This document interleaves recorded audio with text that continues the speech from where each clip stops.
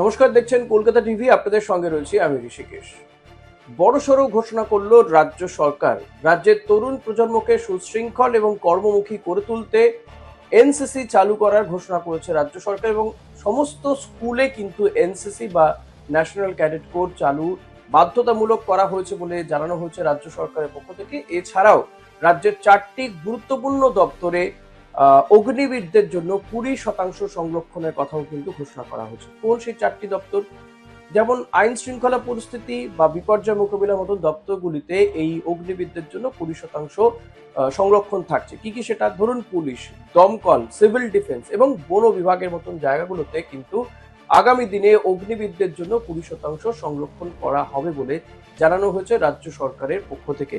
এর পাশাপাশি যেটা জানা যাচ্ছে যে সাম্প্রতিককালে যে আমরা দেখেছি যে তারাতলা যে দুর্ঘটনা ঘটেছিল, সেখানে বিপর্যয় মোকাবিলা বাহিনীকে ঢেলে সাজাতে 200 জনের একটি বিশেষ স্ট্রাইক ফোর্স বা অর্জুন বাহিনী গড়ে তোলা হচ্ছে, সে কথাও কিন্তু রাজ্য সরকারের পক্ষ থেকে বলা হয়েছে, যারা এই সামনে সেপ্টেম্বর মাস থেকে তারা কাজ শুরু করে দেবে বলে জানা যাচ্ছে এবং তারা মাঠে নেমে পড়বে।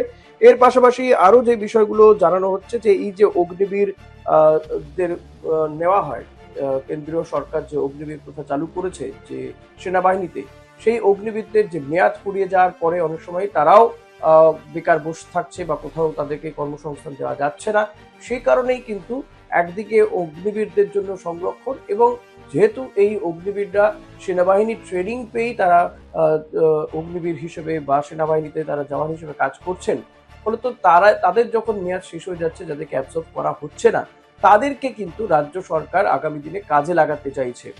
সেই কারণেই এই যে বললাম আপনাদেরকে, পুলিশ, দমকল কিংবা সিভিল ডিফেন্স কিংবা বন বিভাগের মতন জায়গাগুলোতে কিন্তু এই অগ্নিবীরদের জন্য একটা সংরক্ষণের ব্যবস্থা করেছে।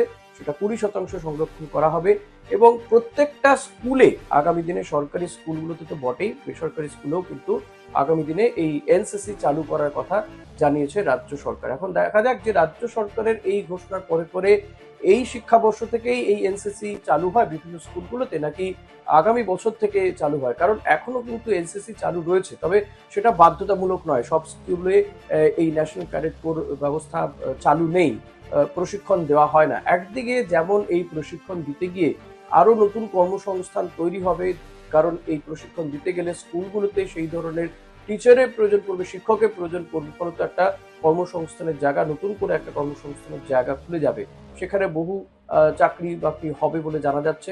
সেটা যেমন হবে, পাশাপাশি এই এনসিসি করা ছেলেমেয়েরা আগামী দিনে কিন্তু তারা কিন্তু নিঃসন্দেহে সেনাবাহিনীর থেকে শুরু করে বিভিন্ন ক্ষেত্রে, কর্মসংস্থানের ক্ষেত্রে আরো কিছুটা এগিয়ে থাকবে বলে জানা যাচ্ছে। এখনকার মতো এই পর্যন্তই। দেখতে থাকুন কলকাতা টিভি রাত 3-7।